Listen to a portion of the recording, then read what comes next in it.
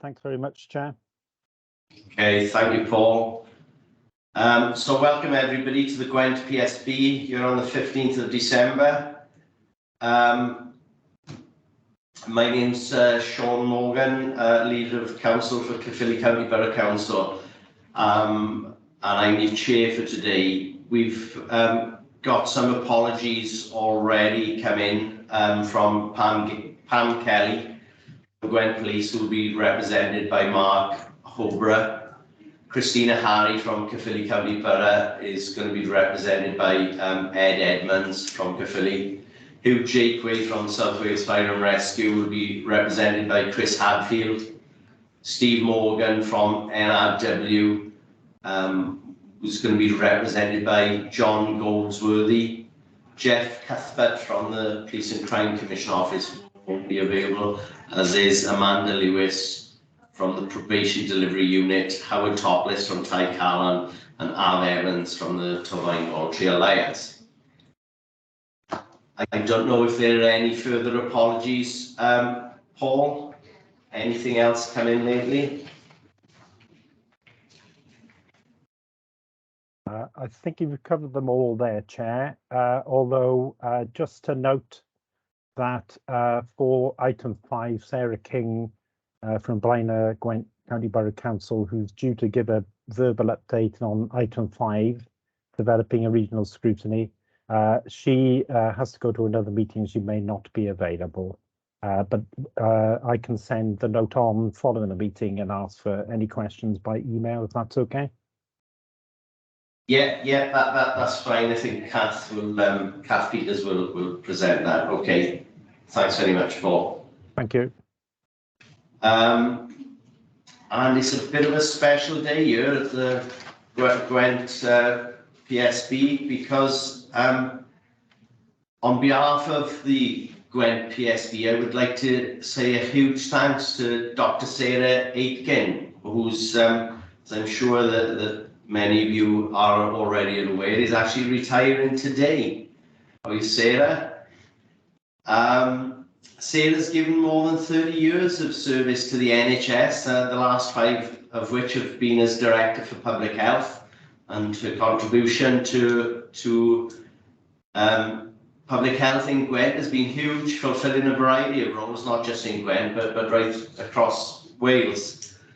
And more recently, Sarah's brought the proposal for making Gwent a Marmot region with great enthusiasm and vision.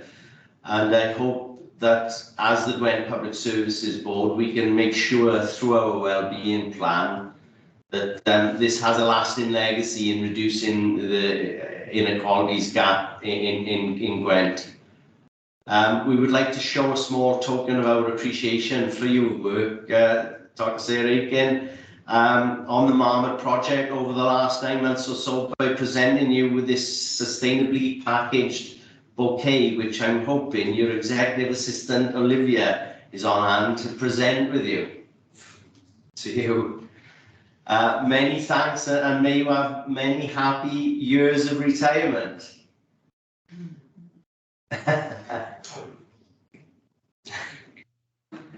That's extremely kind. Thank you very much indeed, and thank you. I would actually like to reciprocate the thanks, because the Public Service Board members from when I published Building a Healthier Gwent in 2019 have got behind, well, they've understood the importance of doing something about the health inequalities gap, and have encouraged me and backed me, and it's been a fantastic professional experience and partnership, and I wish you every success, which is how I finished the report, but we'll come on to that in a little bit. Thank you very much. Thanks, Sarah. Yeah. Anthony, Anthony's got his hand up. Come in. Yeah, thanks, Sean. Just as someone who's been involved in the PSBs from near the start, I'd just like to thank Sarah for her enthusiasm on the issue of health inequalities and the work she's done on the Marmot region. Certainly, her real sort of enthusiasm on that issue is something, I probably shouldn't use this analogy in public health circles, but it's certainly a virus that she's passed on to lots of us. So we'll be more than happy to keep that legacy going. Okay, thank you, Anthony. I approve of that, Anthony. Thank you very much. It's a positive virus. Thank you very much. Okay, and with that, we'll move on to agenda item 1, which is the notes and matters arising from the meeting of the Gwent PSB on Thursday, the 29th of September.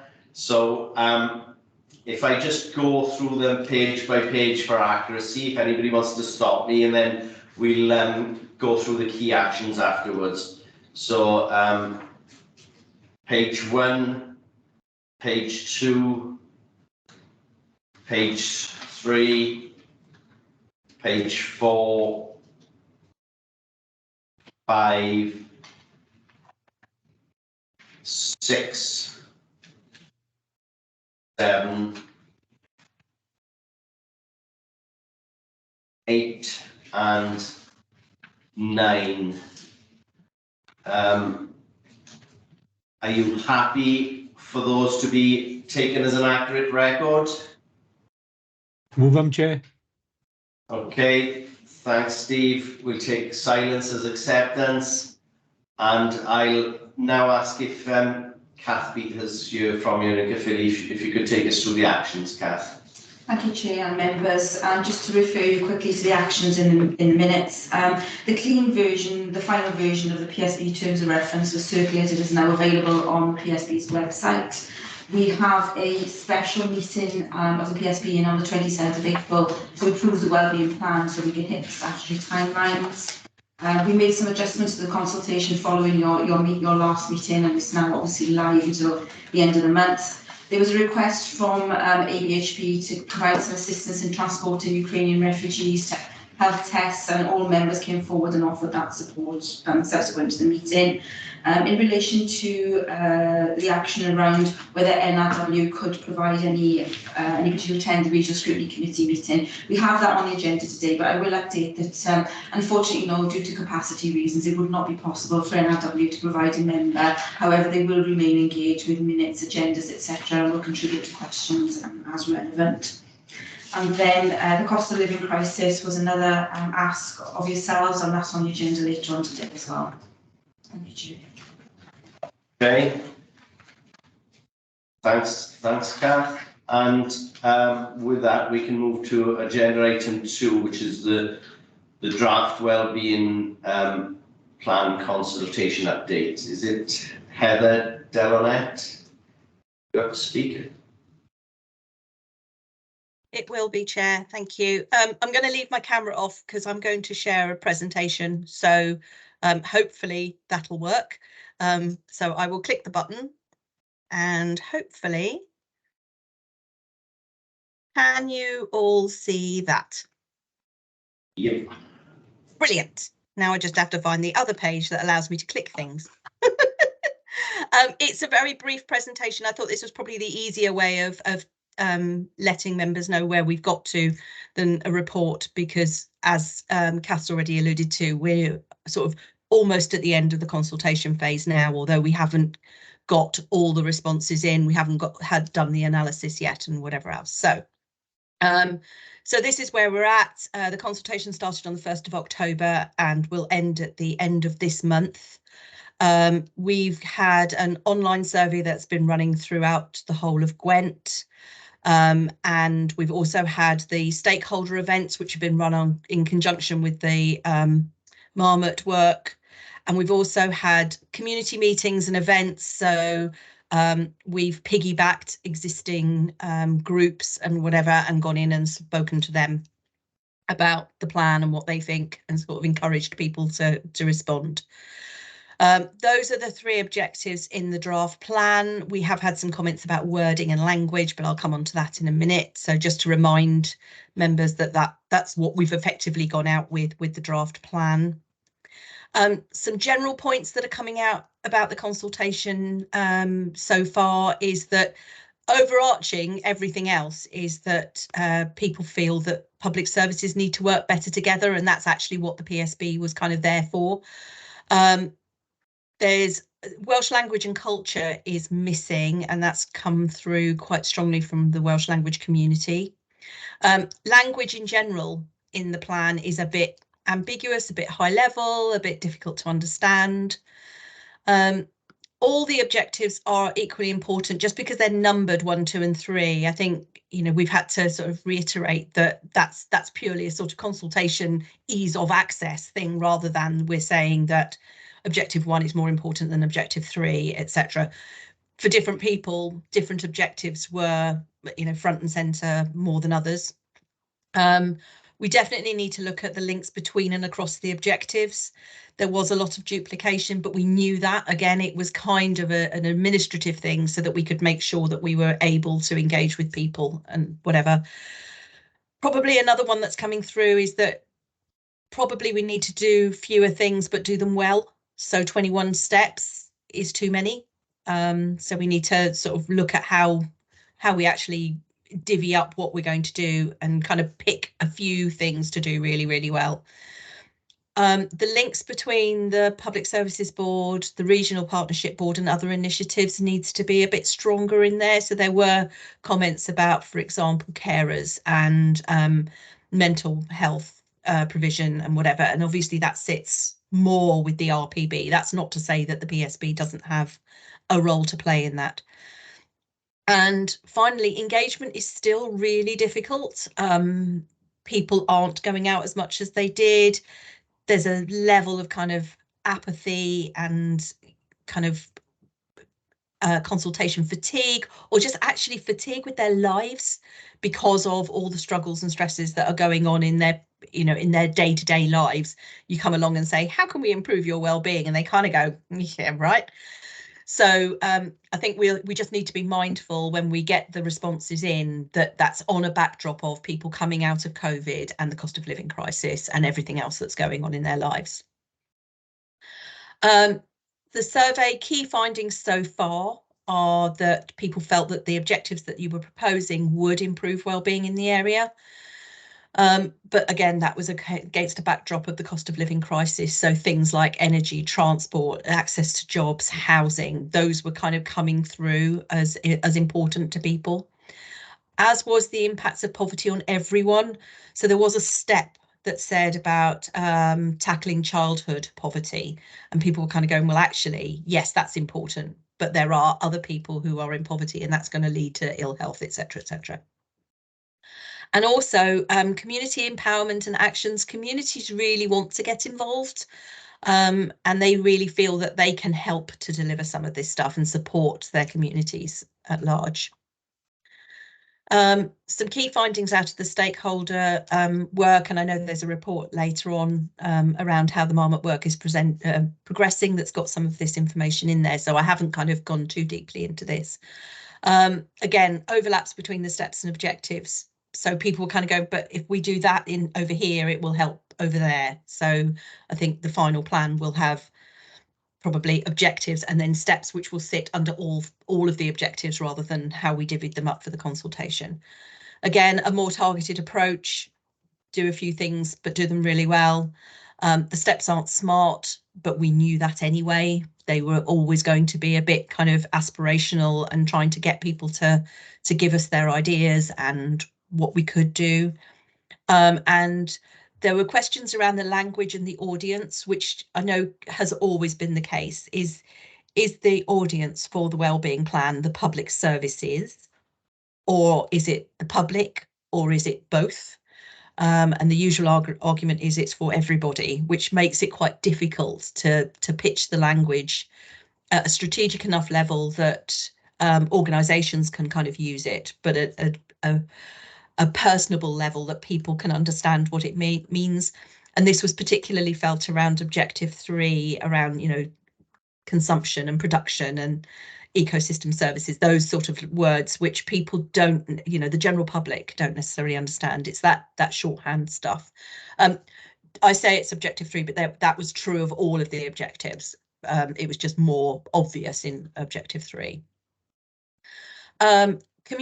Key community findings so far. Now I can only speak for what we've done in Caerphilly. I know other local authority areas are doing some work, but I haven't had their feedback yet. So this is purely from a Caerphilly point of view. We've been going out to community. We've held 5 community events where we've invited people to come and tell us what they think, 3 in person, 2 virtual, and we've also gone off to groups and asked other, like for example, our youth forum to run sessions for us and that sort of stuff. Again, I think the key thing that has been coming out is if the PSB is supposed to be about working together, then the sectors and services need to be better linked together. Cost of living again, because I suppose the assessment happened sort of pre-Ukraine and the cost of living increase and whatever else. So we need to sort of somehow factor that in. Transport has been a big one, you know, buses not showing up. How can you get a job somewhere if you can't necessarily get a train there? Disabled access, that sort of stuff. Access to health, education, services in general, you know, that's kind of coming through. We want to help ourselves, but there are barriers in our way. Access to healthcare, particularly GPs in some areas. But equally, social prescribing, people thought that that was a really good thing, although some third sector organisations were saying they're getting referrals, but they're not necessarily getting the support to deliver those referrals. So, you know, they're being told it's a great service. Yes, we'll send some more people, but they're not necessarily getting the funding or support to be able to support those people going forward. So that leads on to this easier access to funding. So, you know, communities want to do stuff. They just need the help and support to be able to do it. Communities, again, are reuniting. They're coming out of COVID. They are beginning to meet face to face again. They're beginning to pick up from where they were before. So, you know, and again, unfortunately, this level of apathy, disinterest, you've asked us before, you've said this before, how, you know, where's it going to go? And I think the key one that's come out is they don't care who does it.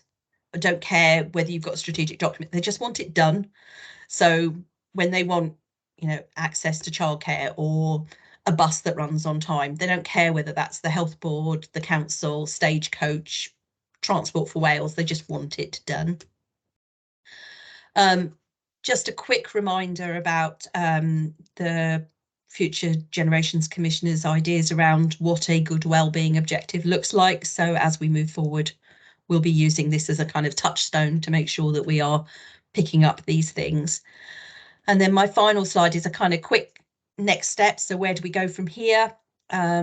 So at the end of the year, the consultation finishes, and then during January, we'll be looking at all those responses, understanding them, collating them, working out what the commissioners said, what other commissioners have said, what communities have said, how we can kind of pull all of those things together, the outputs of the stakeholder events, all that sort of stuff. That's going to be a fairly hefty piece of work.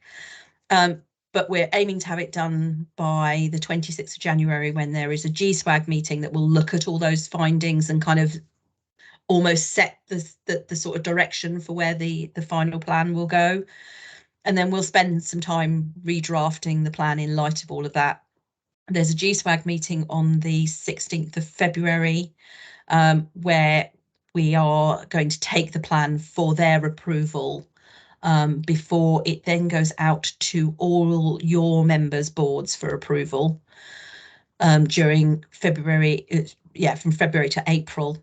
And also during that time, we'll do the translation and the design so that it doesn't look like a Word document written on a computer. It'll look a bit more interesting, especially if we're going to put it up on the internet with, you know, hyperlinks, all that sort of stuff. You've agreed to have an additional meeting on the 27th of April, and that will be a one agenda item meeting where you'll all approve the plan as a PSB, ready for it to be published on the 5th of May, which is the statutory deadline for doing it. Obviously, if we can do it a few days early, great, but we have to have done it by the 5th of May. And then after we've done all of that, we'll move on to actually how we deliver the plan. So it's a very strategic document. That's partly why the steps aren't particularly smart, because we don't actually know what the best way of delivering those things are necessarily.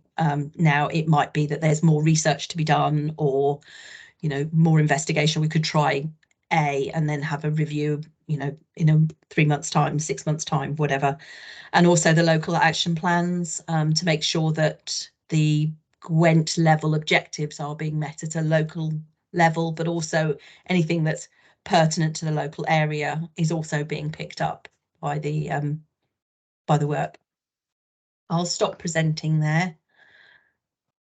There we go. As I say, that was a very quick run through, and I'm sorry I sort of cantered through it a bit, but it was just an update of where we are and what we're doing. So happy to answer any questions.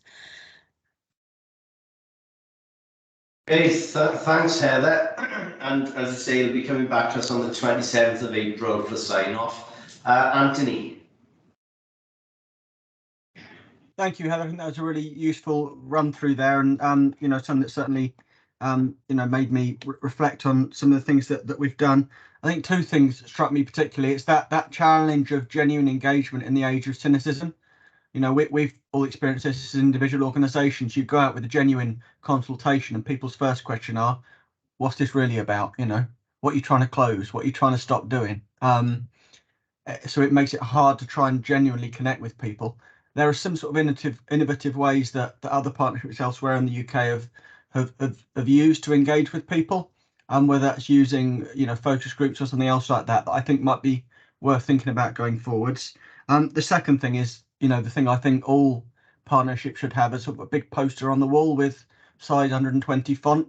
You know, that people don't care who does it, they just want it done. The last thing people want is us sort of talking as organisations, blaming each other, you know, arguing about which bureaucracy should fulfil the requirement. They just want stuff done, and I think, you know, that should be our, you know, one of our guiding principles. And I think in Gwent we've got much better at that, but we can always improve. Thank you, Anthony. And Stephen Vickers. Steve.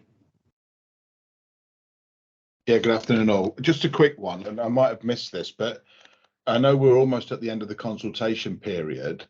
Do we know how many people have responded during the consultation? Do we have any type of breakdown, even at this stage, as to where they are? I appreciate there's no analysis done of that's been responded to, but I suppose it's just understanding a little bit about where those responses come from, how many, whether they're statistically relevant in terms of Gwent as a whole, and then also whether or not there's more we could be doing as a final push to get more responses in. Okay, thanks, Steve. Heather?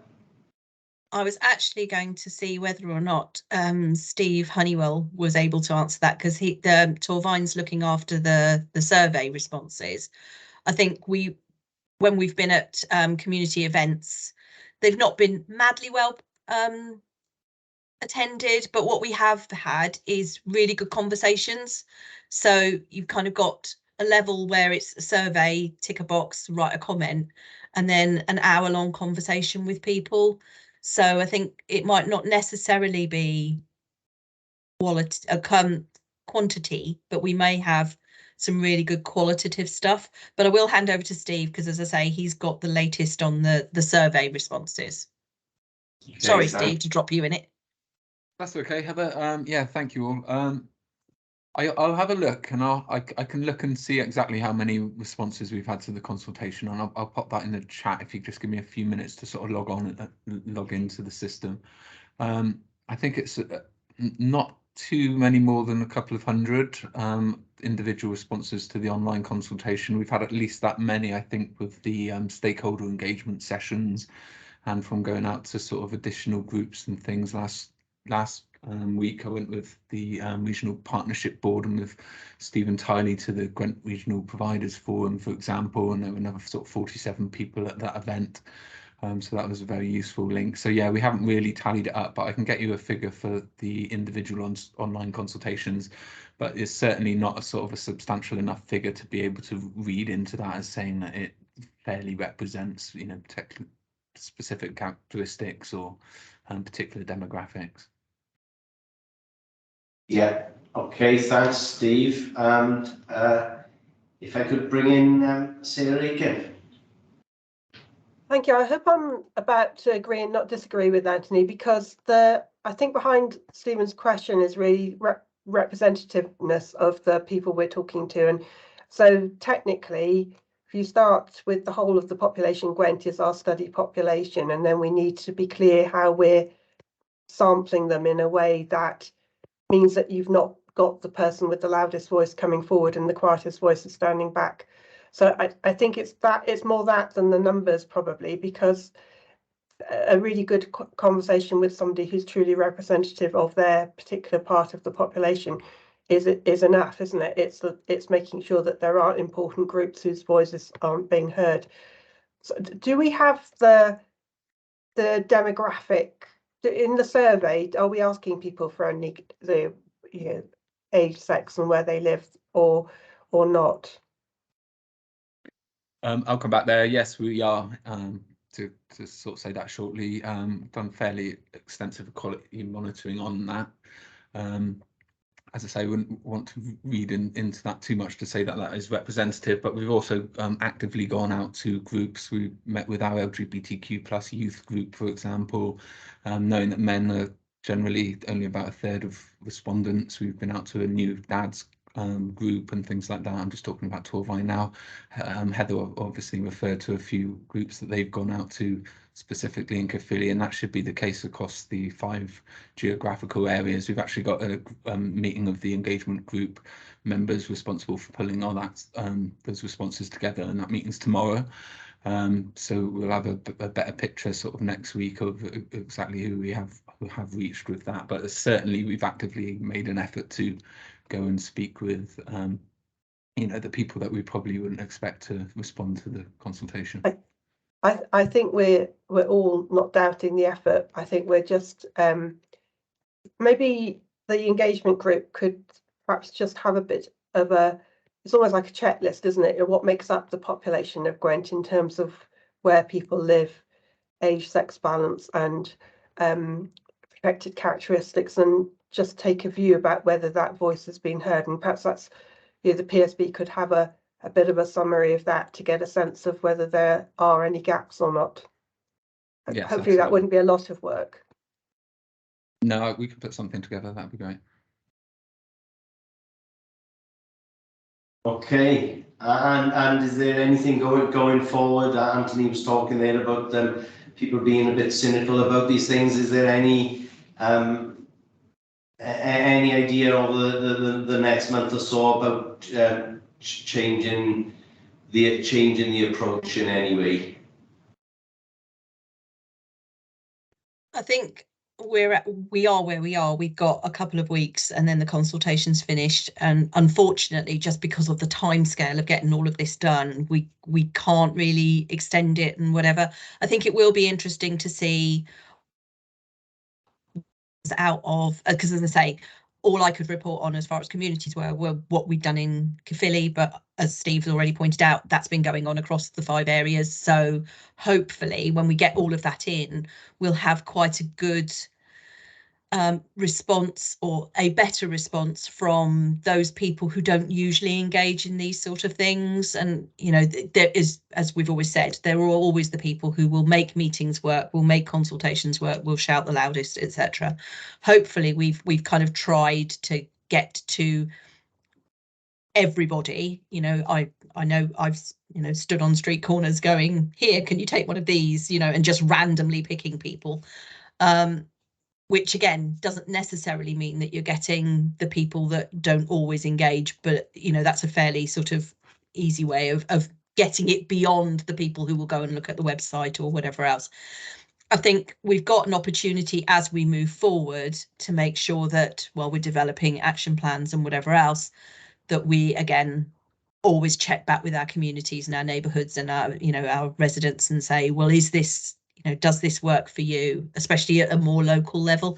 I think the general feeling is, while a Gwent PSB is great in as much as it can do those sort of regional things, lots of people were more worried about their neighbourhood and what was just down their corner. So probably that they'll be more engaged with the local plans than they would be with a Gwent wide plan. So that's a bit of a fudge, I admit, but we are doing what we can in the circumstances that we have. Yeah, no, I certainly don't think it's a fudge. And in fact, I mean, we're from the Gwent region. It's such a diverse region. Once you bring all those consultations together, we've got the valleys, we've got the city, we've got the countryside all brought in. Okay. Any further questions before we move on? And with that, then, thanks very much, Heather, and we'll move on to the update on Gwent as a Marmot region, and I'll ask Dr. Sarah to come in. Sarah. Thank you. My entire retirement plan stemmed back from this meeting today, so that I could leave you with my 2022 annual report. And there shouldn't be very much in there that PSB members haven't seen before, because what I've done is put into one place the series of papers that the PSB's received around the case for action, what the Marmot principles are, and then applying them. And recognising the conversation we've just had and about delivery plans will follow on from the wellbeing plan, I've focused on examples of things that are already happening that could be replicated quite easily, so that we don't spend a year developing a plan and not doing any doing. So for each of the principles, I've put in some examples of things that organisations could be getting on with in the next 12 months while the bigger strategic plan is developed. And so it's carefully written, really. The audience of this report is PSB member organisations, and I'm hoping for members it gives you a document you can share with your organisations that explains why Gwent has become a Marmot region and starts to put some flesh on the bone about what it actually means for your organisation. So if I pause there on the DPH report and take any questions, I'm hoping members of this Public Service Board find it useful because I wrote it for you. And do we have any questions for Dr. Sarah again? I think the question for me is, does it give people that sort of extra bit of confidence in terms of sitting with your own teams and explaining why we're doing what we're doing and what it actually means? Okay, and we've got Louise Bright. Thank you, Sarah. Yeah, it was a really useful note for me. So in terms of University of South Wales, after the launch of the Marmot region, what I've arranged in the new year is a workshop for staff within the university from across all disciplines to think about how we can respond as an institution. So this was a really helpful briefing for me, as well as the YouTube video that I've been able to share with colleagues to give them an outline of what it means and why we've done it. So I was going to say I was going to invite you to come and chat to colleagues. But yeah, no, it really, really useful. Thank you. That's really excellent, Louise, because it was designed for people who perhaps might be coming to it fairly new. The video, the reason we recorded everything was so that those are all there to share with colleagues. And Stuart Bourne, who would be here but he's on leave this week, is, he's still here. He's still very much available to come and support any Public Service Board member who wants a bit of public health support to take it wider. But equally, the consultants in the public health team as well, they've all got a local authority area and they're available as well. Yes, it's really helpful. Thank you. I'll be in touch. Okay, thanks, Sarah. The event was a fabulous event. I got to say, I went there knowing very little about it, and Sir Michael Marmot is very inspirational and very clear, and it's good to see that much of that messaging is coming through here. And so thanks very much for that, Sarah. Any further questions? No. Okay. So that probably takes us on neatly to the what progress are we making, and that focus on doing the doing. So we have had the launch event, and I heard the Institute of Health Equity saying that they couldn't have asked for more in terms of leadership support. So I think it's one of those intangible measures, isn't it? But you were all there, and that spoke volumes. So I think that we've had the launch, and then I know that a number of the local authorities have asked Stuart to work with them in terms of trying to translate it into the corporate plans for those organisations that are in the process of doing that at the moment. So I think I think my message of today is, let's not lose a year. Let's actually start trying to do what we can in the next few months while that bigger strategic conversation is going on, and we're waiting for the big report from the Institute of Health Equity. I mean, in my report, I've observed the fact that the gap in healthy life expectancy for women is now 20 years. You've had to wait for me to retire, but I'm actually going to admit I can't explain it. So I think that's a big one for when you get the Marmot region report from the Institute of Health Equity. I know they've been looking at it globally, but understanding what's below, why the gap for women has widened to 20 years and the gap for men, pleasingly, is not widened, which is is the starting point to narrowing it, isn't it? So with any men, it's not getting wider, and we might be about to go in the right direction, but women, it is still getting wider. So I think that I'll leave you with that question when that report comes to the PSB, as to hopefully it'll give some insight into what's behind that. So I'm happy to answer any questions. I don't know whether either Paul or Steve want to offer add anything. Oh, there's an important bit in the paper. We did, as the Marmot Leadership Group, we did approve the branding. So that's in the paper for the PSB to note. Okay, thanks, Sarah. While funding is not, I suppose it's not everything. One of the stark messages that came out was how life expectancy has levelled off and in fact fallen back since the introduction of austerity. And that was quite a shocking graph, and makes me a little more worried, as we seem to be in austerity Mark 2, just what effects that's going to have even further on the people of Gwent.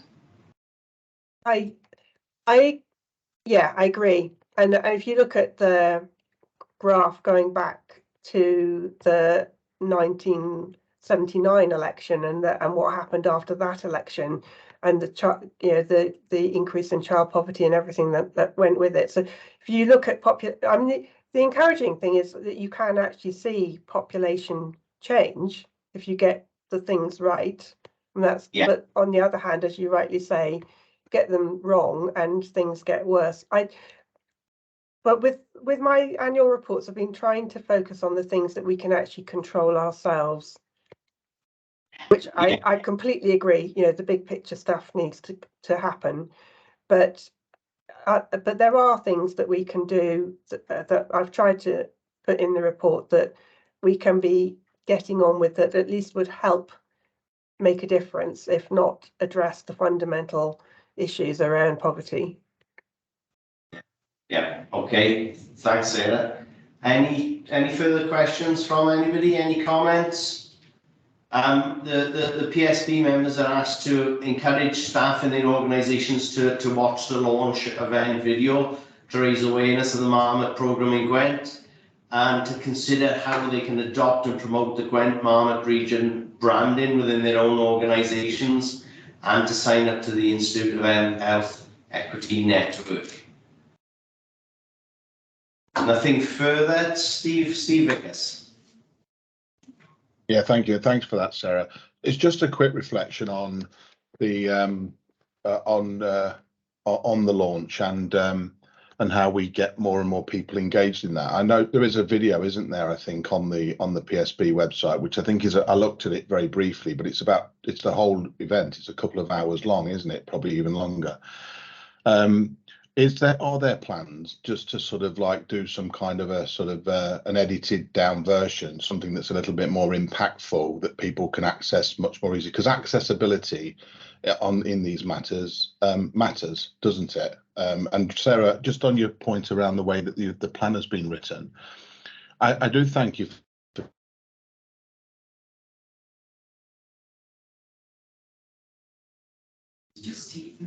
Is it?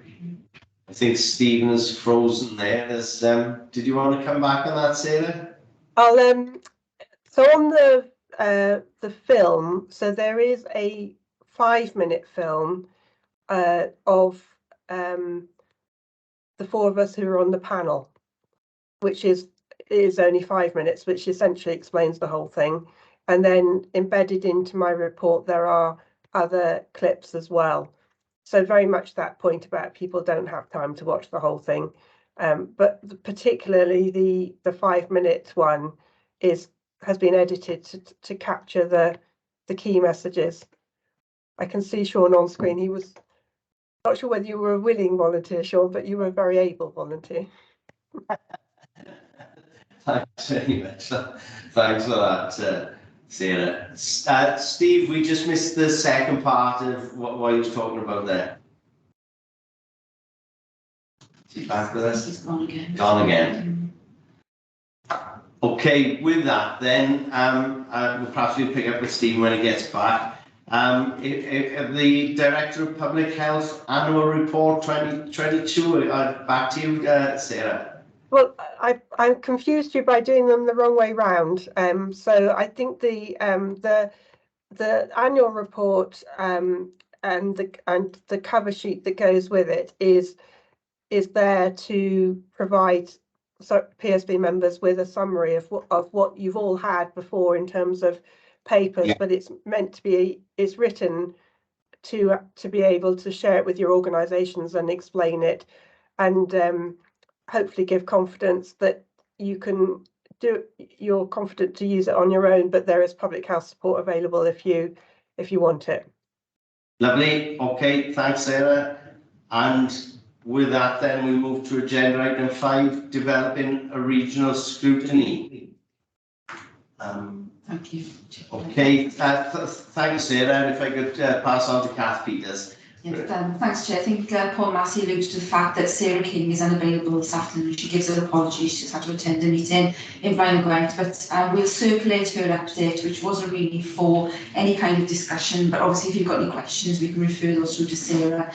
I answered the point around National Resources Wales and their inability to facilitate the scrutiny committee, but obviously we'll participate through agenda sharing, etc. So look out for the Sarah's briefing note, which we will circulate to you, and as I said, any questions Sarah will be able to answer by email. Thank you. Okay, thanks, Kath. And agenda item 6 is the executive briefing on the Gwent Community Safety Review. I think we got Kate Williams and Carl Williams here to speak to this.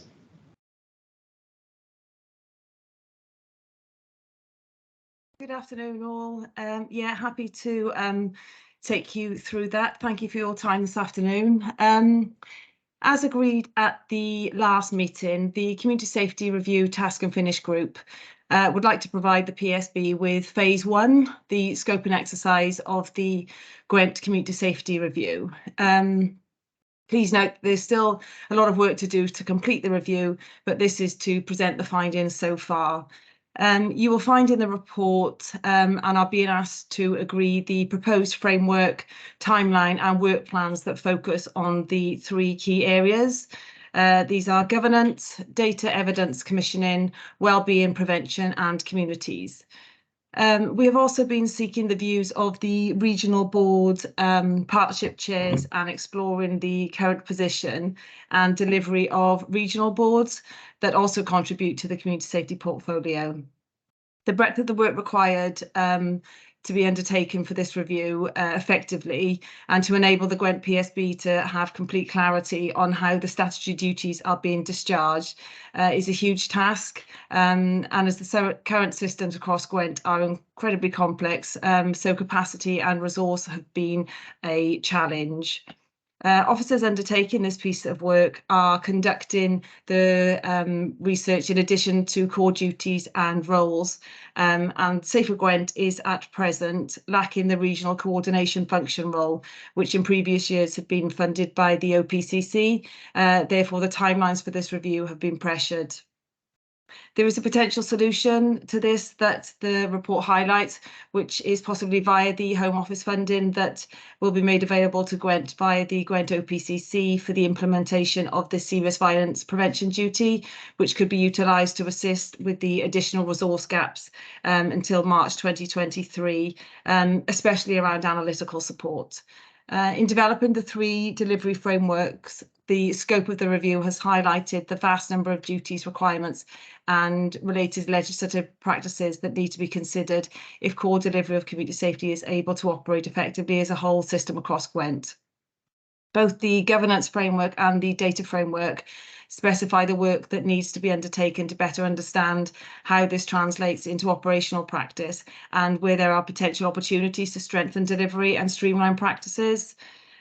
Through discussions so far with board chairs, there's been an acknowledgement in both the APB and the VADA SB boards that alignment of each other's agendas could be strengthened as a correlation of, for example, the substance misuse and domestic abuse are often connected. There still remains a significant amount of work to be done to undertake before any of the firm recommendations can be made in relation to community safety portfolio, as the scope is far-ranging and will require further consultation, evidence gathering, analysis and interpretation before any feasible options can be brought back to the PSB for consideration. The progress made to date, as reported in Appendix A, has highlighted further areas for exploration, which consideration by the PSB is sought. These include the lack of consistency of community safety partnership functions across Gwent. Not all local authorities are the same, and not all they don't all have their own standalone community safety partnership.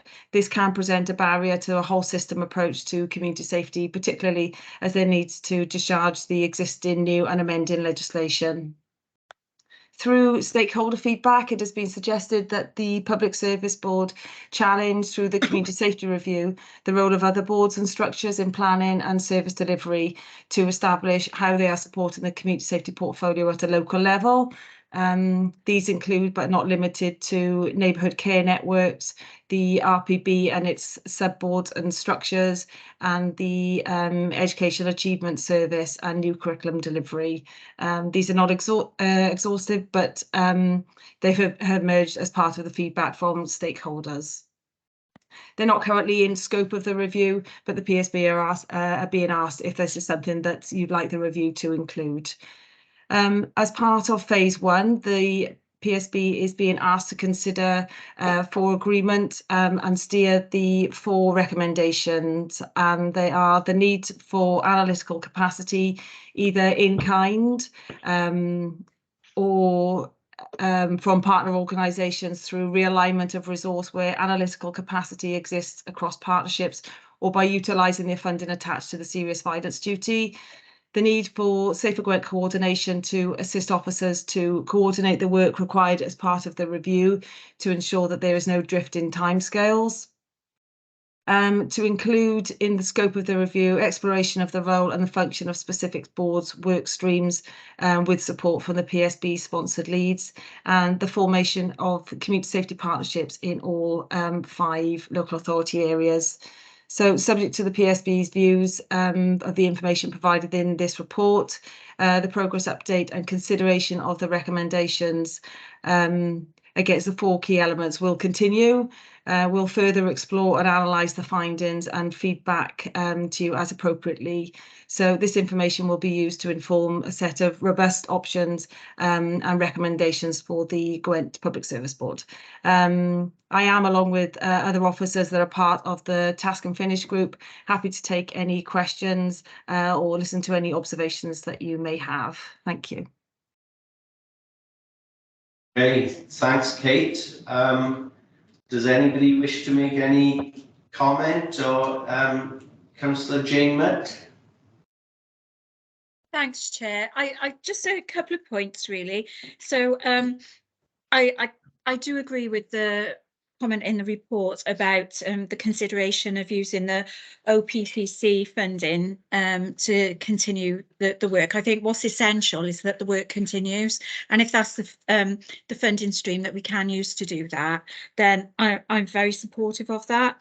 Also supportive of the recommendation of the CSPs at the local authority level, and certainly speaking on behalf of Newport, we've got very effective relationships there, and it really does help us and certainly helps our citizens as well. So, and then finally, Chair, just a brief point, and I'm not sure if it's of any help at all, but as part of the social justice portfolio, I represent WLGA on the Wales Community Safety Network, which I co-chair with Alan Michael, the PCC for South Wales Police. So if there's anything that I can do to support this work or enhance this work through those networks, I'd be happy to help. And if we could pick that up offline, that would be great. Thanks. Okay, thanks, Jane, and thanks for that offer. Dr. Sarah again.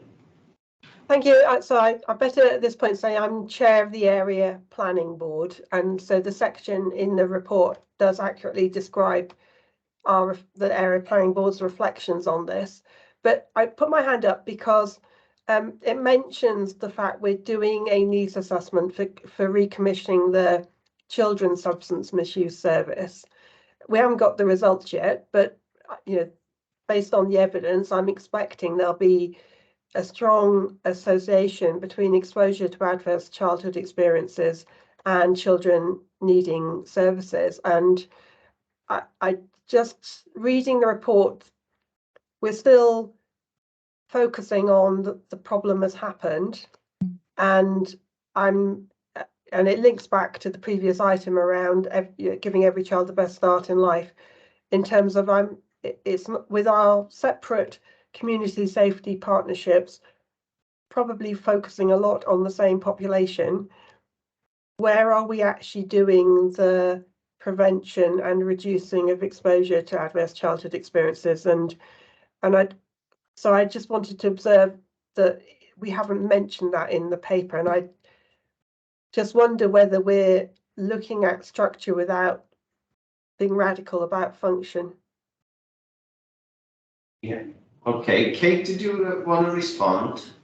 Yeah, thank you very much for those points. As we said, it's phase one. There is still so much that we need to kind of include in that. So really take on board that your points there, and and any kind of support offered from not yourself and I say, but your department and stuff like that would be greatly received. Really, we're trying to focus on this review, and it's so wide, and there are so many elements that we need to include in this, and governance is a huge area in that, and absolutely take on board your point around the ACES agenda, which needs to focus a lot more. And I think hopefully through the possible formation of the community safety partnerships in each of the 5 local authorities, that's something that can come out as a work programme and a stream that can be brought up within the individual partnerships as well. Thank you, Sarah. Great. Anne? Thank you, Chair. It's in respect of the suggested engagement with other organisations or boards to take this agenda forward. I think as the chair of the Regional Partnership Board, I'd be very happy to encourage us to have an in-depth conversation on that. I don't know whether I'd use the word challenge, because I think that's rather makes you somewhat defensive and probably wouldn't get the approach that you would wish. In terms of neighbourhood care networks and the accelerated cluster models and all of that, that's really still work in progress. So perhaps we could wrap that up into the discussion with the Regional Partnership Board as it's not fully developed at the moment, if that would be helpful. If I could come back in there, that would be really helpful, and I think a conversation with yourself would be really beneficial. So if we can take that outside of this meeting, that would be much appreciated. Thank you, Anne. Great, thanks, Kate. Thank you. Thank you. Okay, thanks, Anne. Thanks, Kate. Paul Matthews.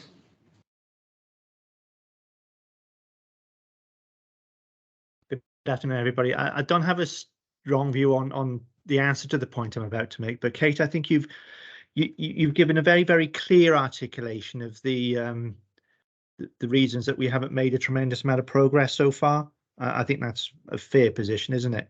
So I'm a little bit concerned about an environment where we're not making huge progress. You're describing resource constraints, and then at the same time you're asking us to consider widening the scale and the scope of this piece of work.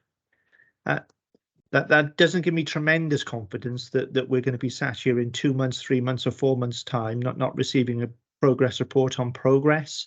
So sorry if that sounds a little bit sharp. It's not meant to be, but for me the nub of this work seems to be CSPs, APB, and Vouler SV. Wouldn't it make a lot more sense if we corralled ourselves and focused down on some of those areas initially, and then took a decision latterly about sort of reaching out? Again, I've got a strong view either way, but I have got a strong view that I don't want to be sat here in 12 months' time talking about a progress report and nothing clear, given that safe communities is one of our 3 priorities as a PSB. My only other point, I think, talks to the input the Councillor Mudd made. I think it's perfectly appropriate, actually, that as a PSB we asked the police commissioner to give consideration to this funding stream. I think that's one of the reasons that we're here, aren't we? So I think possibly I do just to be a little bit more forthright on that. So as I say, I'm not going to die in a hill on these things, but I do worry when people look to expand scale and scope when they're struggling to deliver on a narrower remit. I think we see it far too often in our spaces, and it's usually driven by goodwill and desire. But what we can't become as a PSB in our early days is frustrated by no progress. That's all, Chair. Thank you.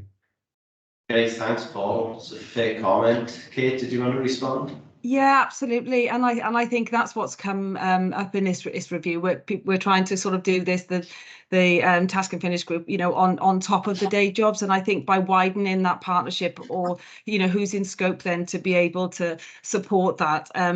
Maybe not you know, financially, but actually resources. So if there are officers within the other partnerships that could form part of this task and finish group as well, that would be much appreciated, so that we can make sure that we can just work at a faster pace and get those targets met a lot quicker. I totally appreciate Paul's point there. We don't want to come back and just have a progress update that we haven't really made much progress. We really need to get moving on this, get some actions from it, get the frameworks nailed down, get the timescales, get a lot of the work done. So would appreciate kind of any support from partner agencies and that on here to be part of that, to help support this this programme going forward. And yeah, take Paul's point there as well to say about if we concentrate of what we've already got in scope and possibly come back to the Public Service Board. So would gain your views then if we just maintain what we've got in scope and perhaps further explore the other areas as the perhaps second phase of the review, but would welcome your thoughts on that. Thanks. Okay, thanks, Kate. Sarah? Can I support that last suggestion, Kate? Because I think focusing on those boards that exist, and as I've already said, the root causes will have a lot of overlap in terms of the work of those boards, and can we find a way where we simplify that structure?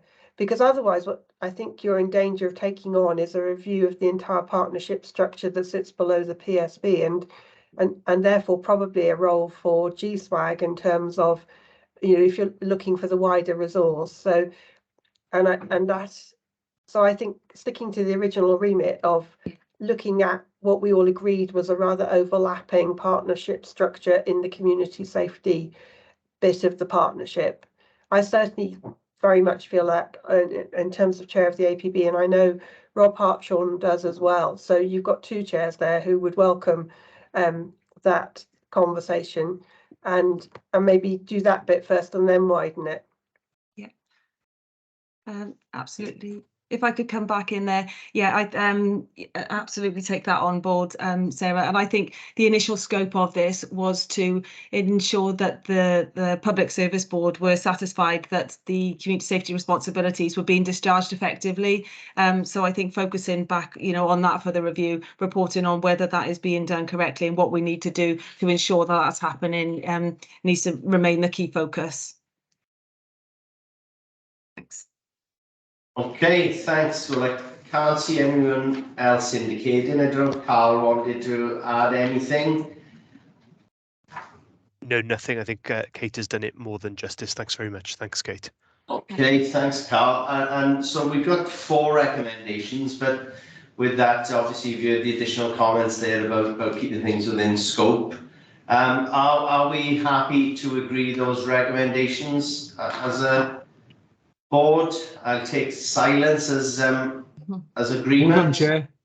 Okay, thanks, Dean. And with that, then, agreement, we'll move on to agenda item 7, which is the Greater Gwent Nature Recovery Action Plan. And I think we've got John Goldsworthy here to speak to that. John? Thank you, Chair. Can you hear me all right? Yep. Excellent. Well, I'm afraid you've not got just the second choice, but you've got the third choice rep today, because they were dropping out like flies, but I'll do my best. There is a paper in the pack, paper 7, which is a briefing note on the Greater Gwent Nature Recovery Action Plan. The briefing's been prepared by Blaenau Gwent County Borough Council, and it may be that colleagues on the call will want to pitch in, but I'm happy to provide a bit of context for this plan and a summary of the briefing. I'm sure I don't need to remind you all that as well as a climate emergency in Wales, we've also got a nature emergency, which Welsh Government called over a year ago. One of the drivers being the somewhat depressing assessment that 17% of around 4,000 species studied in Wales are threatened with extinction. That makes this plan even more relevant than it was when it was starting to be developed. It's an output of the Resilient Greater Gwent Partnership. That was an NRAW funded project which ended this summer. As I mentioned, Blaenau Gwent County Borough Council led the project. They employed an officer who was taken on to write it with input from all the other partners, including NRW. And as I said, the current nature emergency makes this plan, I think, even more relevant and vital. It's a strategic 10-year document, and it's intended to sit between the All Wales Nature Recovery Action Plan and the local nature recovery action plans, which are currently being prepared by the 3 local nature partnerships. It provides guidance for public bodies and for other organisations, as well as obviously guiding these local recovery action plans, which will focus more on local action to promote biodiversity. And it was launched at the Wales Biodiversity Partnership Conference in October this year. So there's a comprehensive briefing. It includes extracts from the plan itself, and for those of you that, if you're more interested, there's a hyperlink at the end to the full plan, which sits on Blaenau Gwent's website. In summary, it includes 5 overarching themes of action, and these themes complement both the South East Wales Area Statement produced by NRW and, of course, the 7 wellbeing goals. And then there are 6 more specific objectives, which are listed on page 5 of the briefing. So the purpose of bringing this item to the PSB today is simply to raise awareness. Initially, it was for a decision to be made, but you'll note that the 6th objective of the plan on page 5, I think it is to put in place a framework of governance to support delivery of the actions. We'd like to see Gwent PSB providing this governance, but feel that it would be more appropriate to have this discussion after the approval of the wellbeing plan. So I'd like to propose a future agenda item to bring this back to the PSB at the appropriate time for a decision on governance. That's it, Chair. Okay, thanks, John. That's absolutely incredible figure there. You say 17%, 680 species at risk in Wales. I would have never have thought that. Paul Matthews. Very briefly, Chair. John, I'm really happy the way that you ended that. Actually, you know, the content of the actual document is just stunning, isn't it? You know, if we're not interested in that, then we probably should leave the planet, really. So we I think, you know, as many ticks as I can put behind that, they're there. But I'm more relaxed now that you say that you wanted to perhaps push back a conversation about governance, because candidly, one of the things that I'm nervous about is that the PSB becomes everything for everybody. And in our very first conversation, we did agree that we wanted to stay absolutely nail hard and focused on the things that only we could do. So my nervousness, Chair, which doesn't need to be played out today now because we're not having the conversation, is how many things does the PSB want to become an owning body for? But my nervousness is that we'll become an average rather than stay really, really focused. So I'm just putting that out there. John, it's not about your document, which, you know, I'm absolutely behind. There's just this general principle of what is it that only the PSB can do? I'm nervous about we become something for everybody and we lose our validity, really.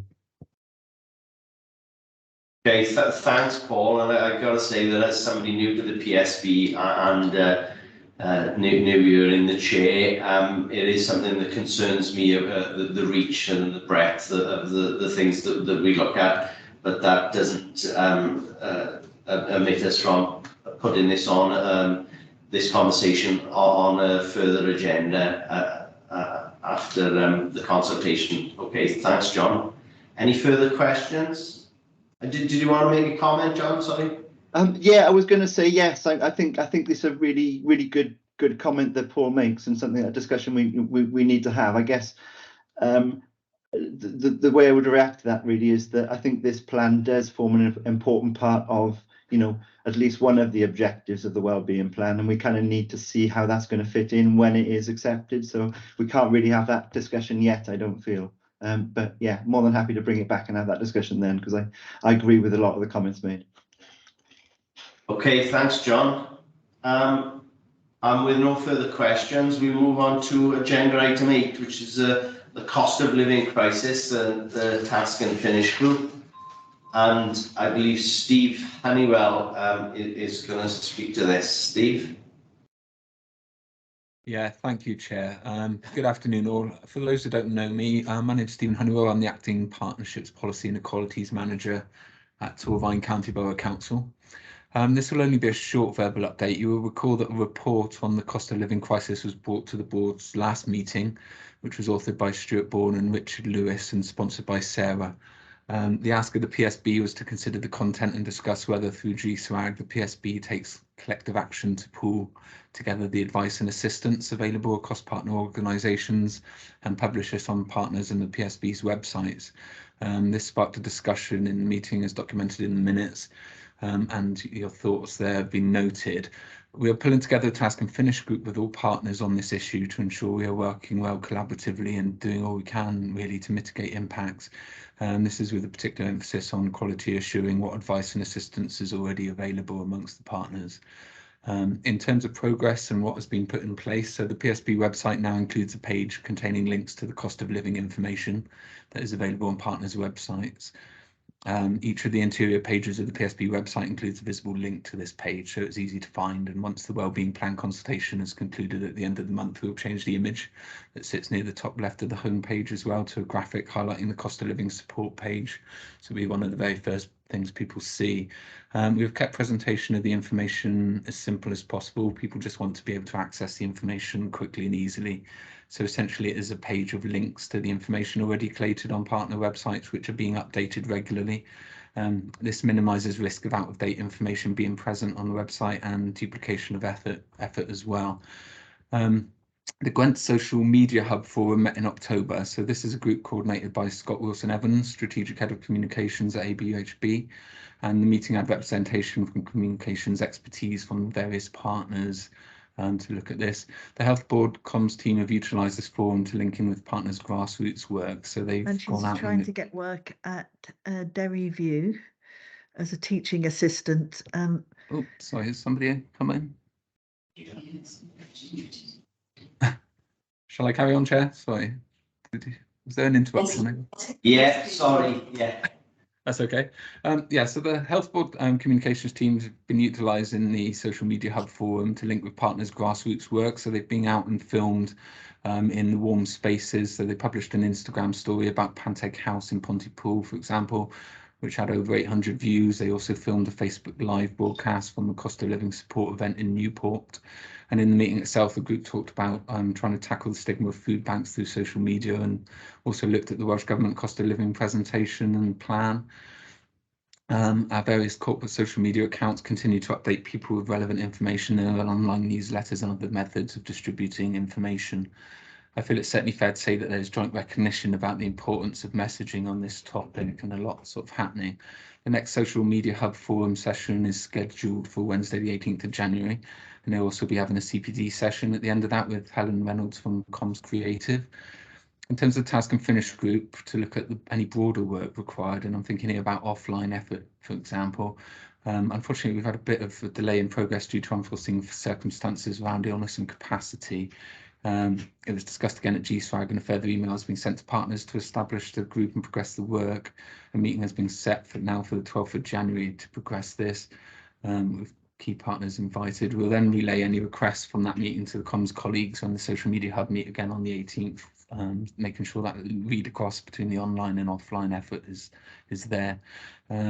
That's about it in terms of an update, but we would of course welcome any more thoughts on the topic. And if any of the board have staff that you particularly wish to be involved, please do let me know or post their contact details in the chat bar. I'd really appreciate that. Yeah, thank you, Chair.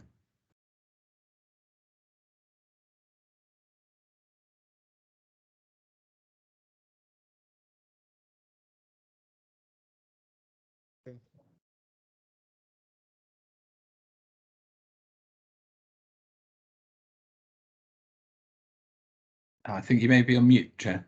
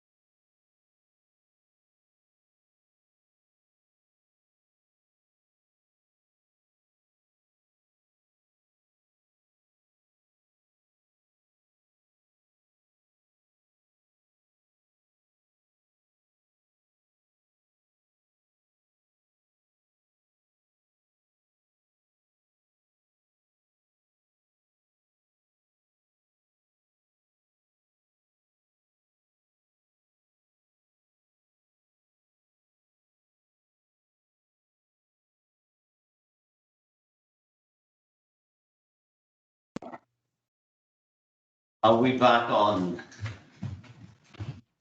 Hello, can you hear us there now? Yes. Okay, thanks. Yeah, bit of a technical issue. We seem to be suffering them all day here. Okay, thanks very much for that, Stephen, for that update on the cost of living crisis. Anything to add? Does anybody wish to make a comment? No. With that, then I'll just see if we can move to agenda item 9, which is the Gwent test, trace and protect update. I'll ask Ruth Betty to come in and speak to that. Thanks, Stephen. Thank you, Chair, and thank you for inviting me across this afternoon to give a brief update on the service so far. I've just, rather than talk around the report, I thought I'd just share a few slides for ease, if that's okay. Okay, hopefully you can now see my screen. So in terms of the service, we've transitioned from our 5 local authorities and an Iron Bevan model, and from August we've actually worked with Caerphilly being the host authority for the local authorities, working in close partnership with our an Iron Bevan regional cell. Service is going very, very well. As time goes on, we're able to offer more integrated services and start to look at the vision of what we've talked about since sort of the latter part of last year. In terms of finances, we are managing the budget within the £6 million funding that's been allocated.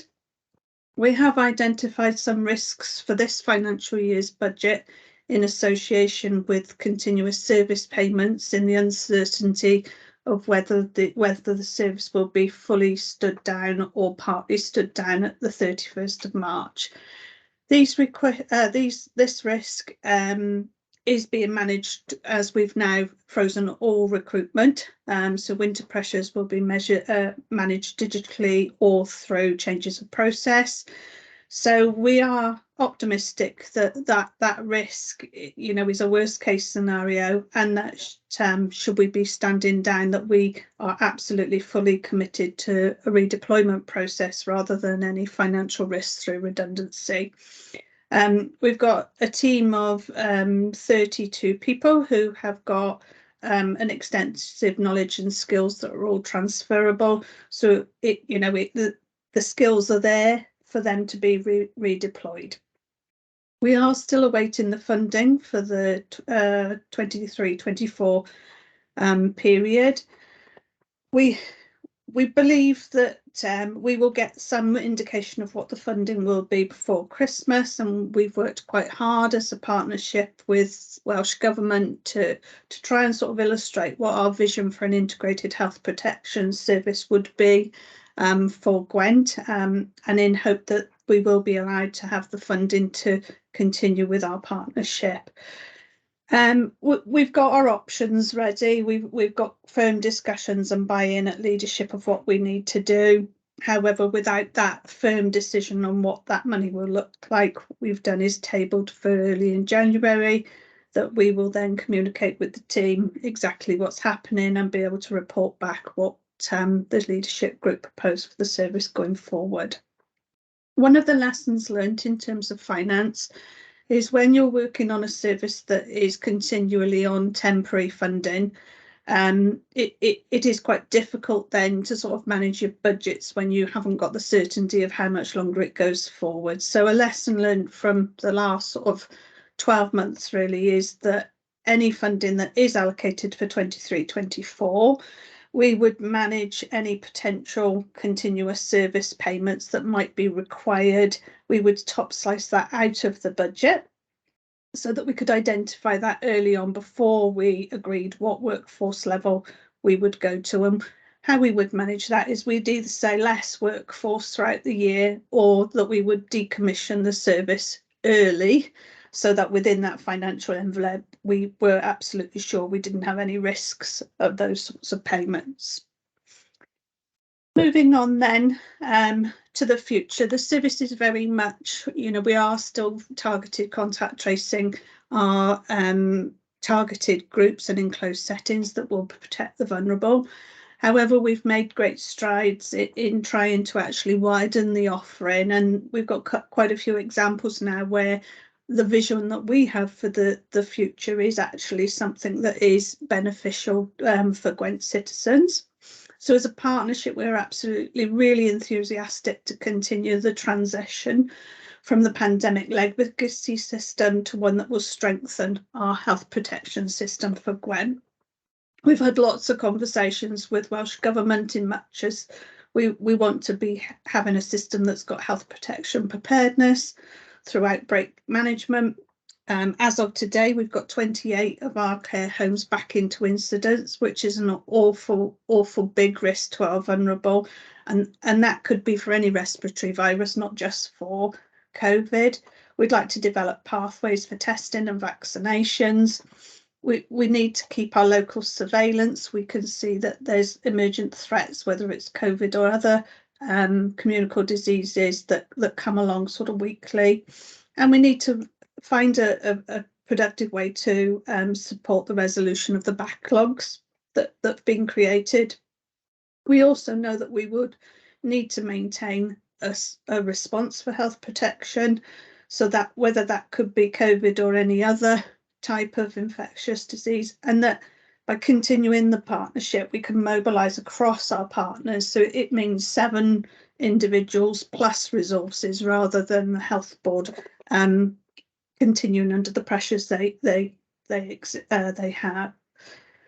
Some of the examples of what we've already done is, since the summer, we've been our Nile Bevan Regional Cell has been working on the monkeypox outbreak, developing pathways and supporting everybody in terms of managing that virus. The Ukrainian resettlement programme, lots of work's gone into initial health assessments from the regional cell point of view, and from a local authority point of view, we have helped with the host families being CRB verification checked. Our clinical lead team have done a wonderful job and are starting to go out to our enclosed settings to support the infection prevention and control team to look at some proactive visits. Infection control can be for any disease, so you know it is something that really is crucial to sort of help our care home sector. We're looking at antivirals, so again, you know, we're looking at our protect and that sort of element of things. We've started to look at some of the private water supply work, which is in the backlog for the local authorities. We've got contact tracing going on. Again, that is in the backlog and probably is something that wouldn't get done for quite a long time without being able to have a generic workforce to pick that up.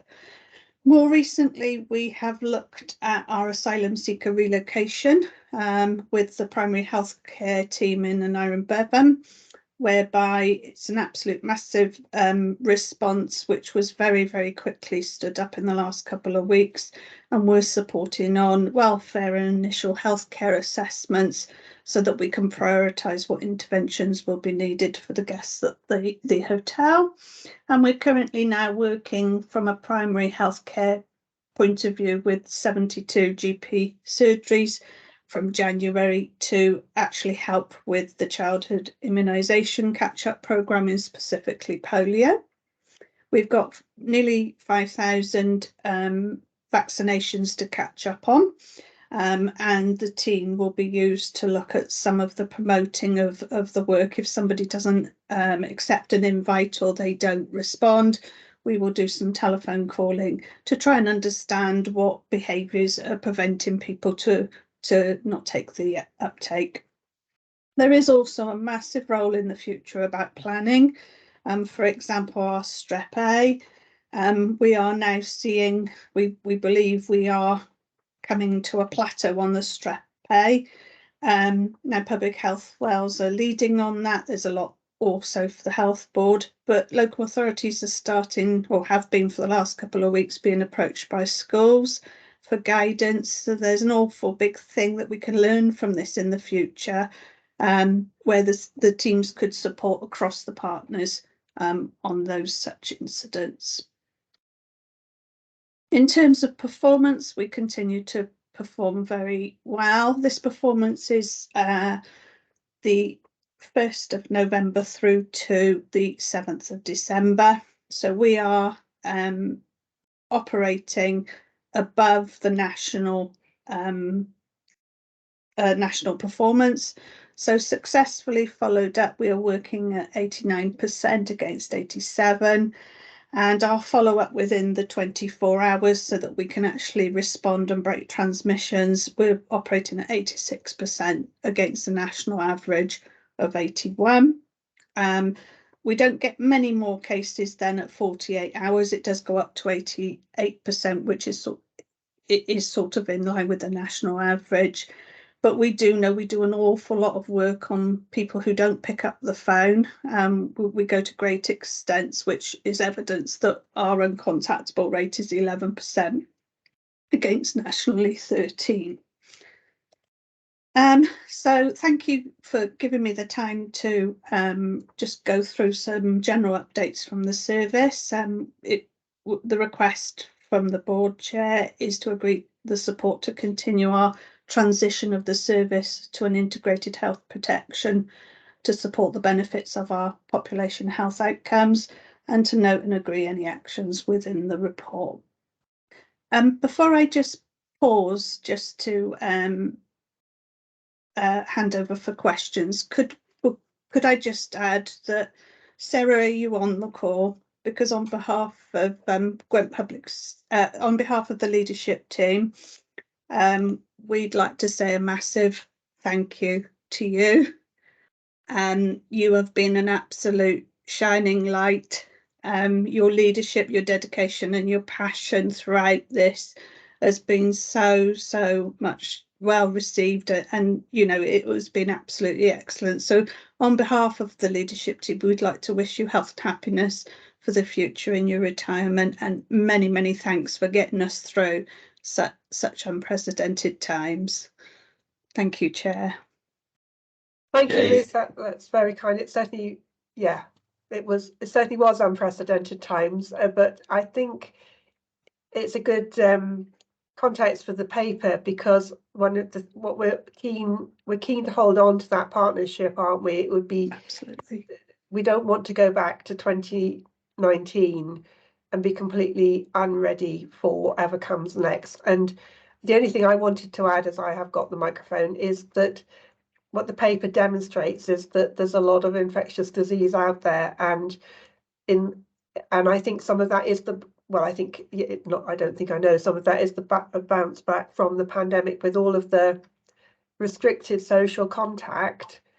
There's a combination of people being more susceptible just when they go about normal things, and in the context of monkeypox, there's a little bit of people making up for lost time and things they weren't allowed to do. So the combination means that infectious disease in large quantities is very much out there and remains a threat, but it's preventable as long as we've got the service to prevent it.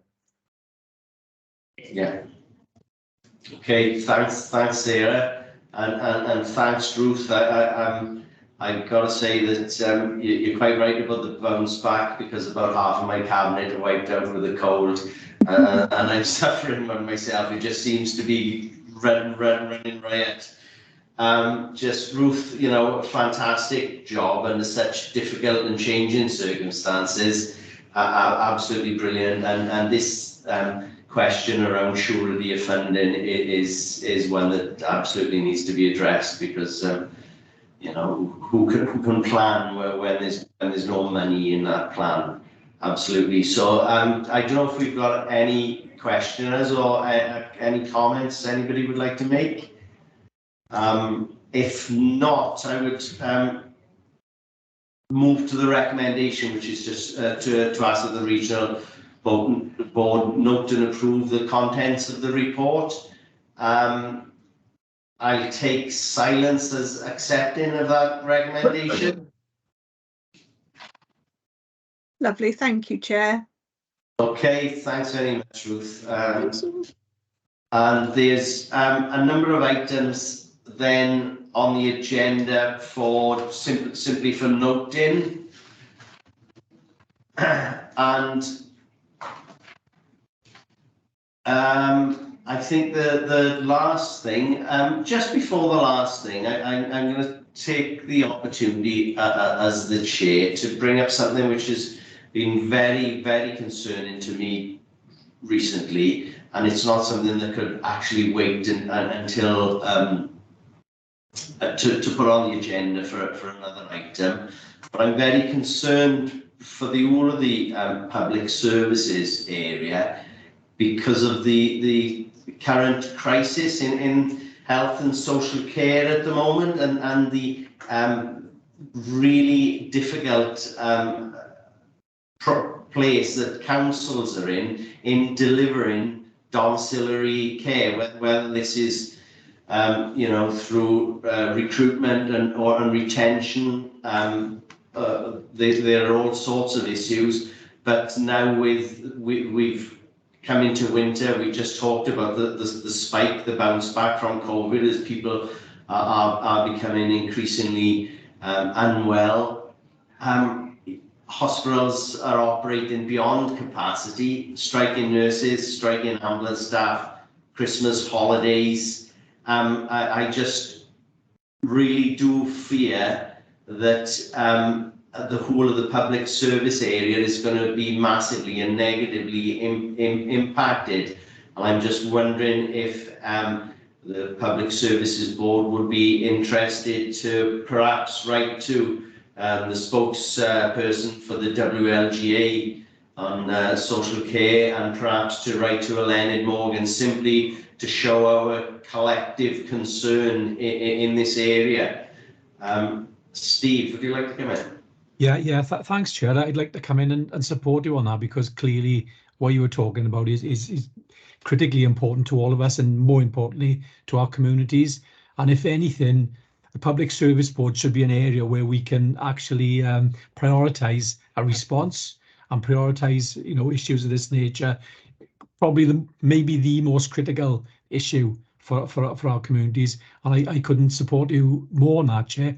And I think Paul Matthews, as he often does, made a really good point earlier on when he talked about some of the things that we do and some of the issues that we talk about as a PSB, because I'd had a previous experience in the LSB when it was a Blaenau Gwent, when we were in separate, and the same thing happened there. We tend to get masses of information coming through, and perhaps not always focus on those critical things.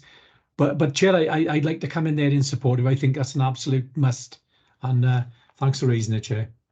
Okay, thanks, Steve. I'm not sure who was next. Jane? I think it's Anne, Sean. It's Anne. Anne, would you like to come in? Thank you, Chair. I think a collective message of outlining the issues that we are facing is very appropriate. However, I do think any letter to the Minister must contain some issues about what we're doing about it. Yeah. Otherwise, she's just going to say, well, there we go. Now, I know that the chief executives of the local authorities and the health board and their directors of social services are meeting, I think, on tomorrow, and to discuss this whole issue and the circumstances in which we find ourselves. So possibly, if, and Nicola will correct me if I'm wrong, if we could encompass some of their thoughts about potential what we're going to do together, then it would be a stronger message to the Minister and show that we are united. But yeah. I don't know whether that would be helpful. Yeah, that absolutely sounds like a way forward. And thanks for that. Jane? Thanks, Chair. I just wanted to speak in support of your proposal, and I think Anne's made an eminently sensible suggestion in relation to that. We're all aware of the really challenging situation that we find ourselves within, and I think that if we can come together as one and really get this message back through both WLGA and to the Minister, I think that would really help draw attention to the challenges that we face, because sometimes I think when we need people to help us, actually they don't always necessarily step up as soon as we would like them to. So I think it would be a really positive step forwards. Thank you. Okay, thanks, Jane. And Mary Ann.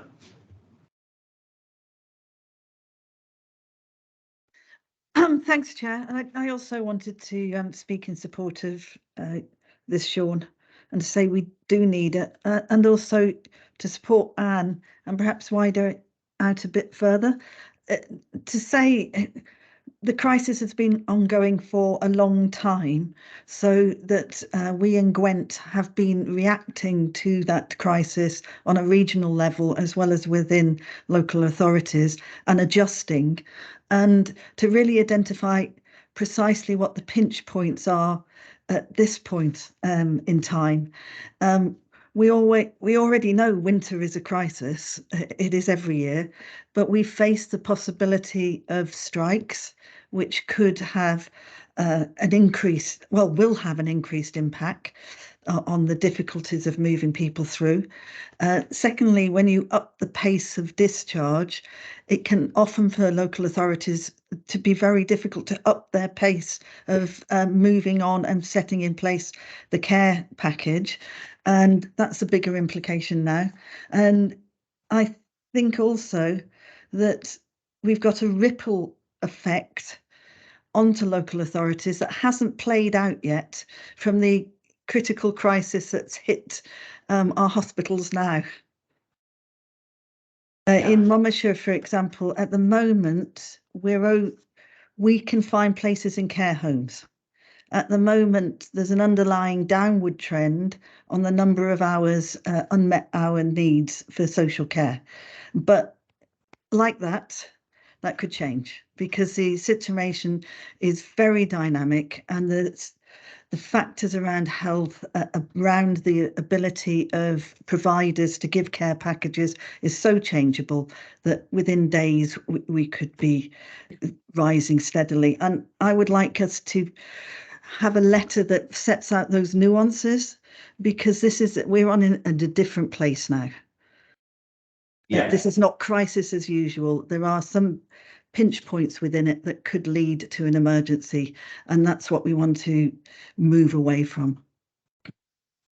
Yeah, absolutely. We'd ideally like to avoid that emergency situation, but it does seem to be bearing down upon us. So if that's okay, then I'll try and get a letter penned after the meeting of the chief executives, and if I could get that sent out perhaps by Friday afternoon for agreement, and hopefully if we can get agreement on Monday or Tuesday, I can get that sent out then before Christmas, because I believe time is of the essence for this. Okay, if everyone's in agreement, again, I'll take silence as agreement on that. And I'd like to thank you all for your support on that. With that, we've got the date of the next meeting is the 16th of March, actually, the correct date now. For the next business meeting, Chair. Yeah, there's an additional meeting. That's an additional. Okay, yes. So we do have the next meeting is on the 16th of March 2023 at 1 o'clock via MS Teams. The draft agenda items so far: the Gwent Wellbeing Plan consultation update, voluntary sector partnership agreement, and the Greater Gwent Nature Recovery Action Plan. If anybody would like anything further, please let us know. And with that, I'd like to wish everybody a happy Christmas, and all have a good holiday. And Dr. Sarah, especially for you, please have a wonderful Christmas and start to relax and put your feet up. Thanks all. Thanks very much, everyone. Bye now.